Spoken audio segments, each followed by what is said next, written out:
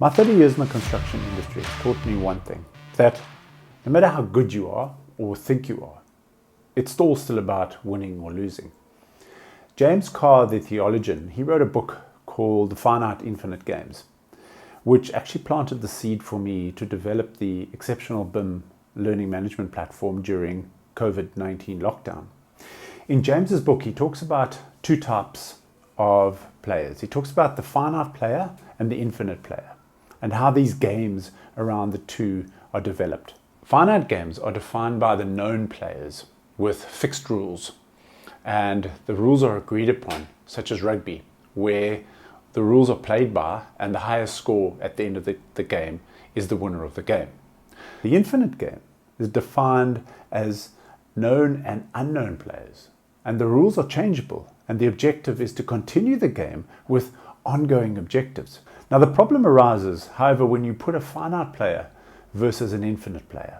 And because the finite player is playing to win and the infinite player is playing to keep playing, and they're making different strategic choices along the way.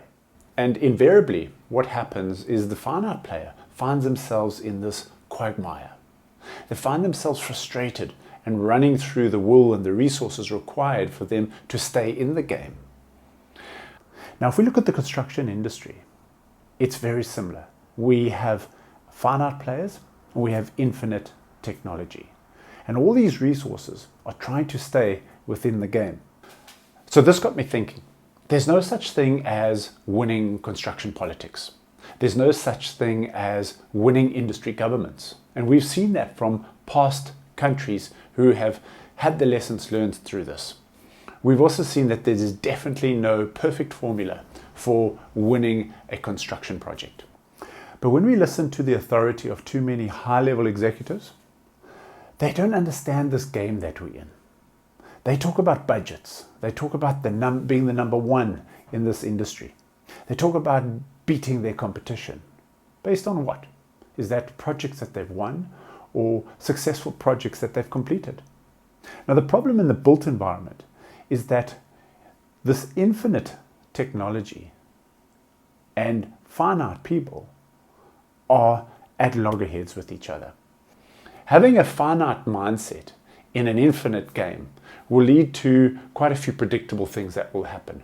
We'll see where trust declines. We'll see health and safety issues and quality decline.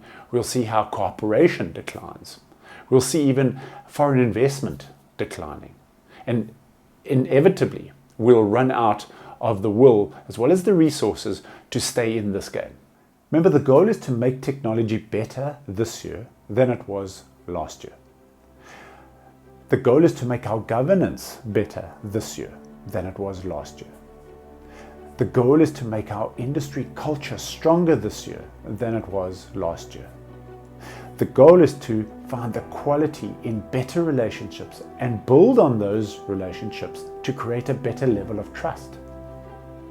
The goal of the infinite player is defining all of these goals into one.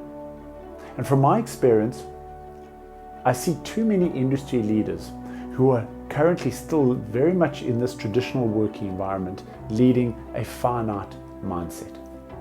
And the reality is that so many of these games that we're actually playing are all infinite games.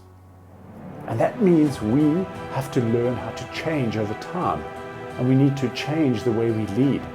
We need to learn how to adapt to the game that we're actually in. The Exceptional BIM management game is based on 5 objectives of how the infinite learning game needs to change our built environment. We need to have the capacity to be flexible. We need to have trusting teams on our projects. We need to have a worthy competitor. And we need to have passion to keep learning with grit. And the most important of all, we need to have the courage to be a good leader. We need more disruptors. We need these game changers in our industry. We need the tech rookies to be the innovators. We need people in our industry who are willing to lead. We need leaders that can keep the bigger story in focus while still remaining human-centric. We need leaders who can embrace the collisions between technology and the people in the sector. We need industry to understand the new rules of BIM engagement. This is exceptional BIM management.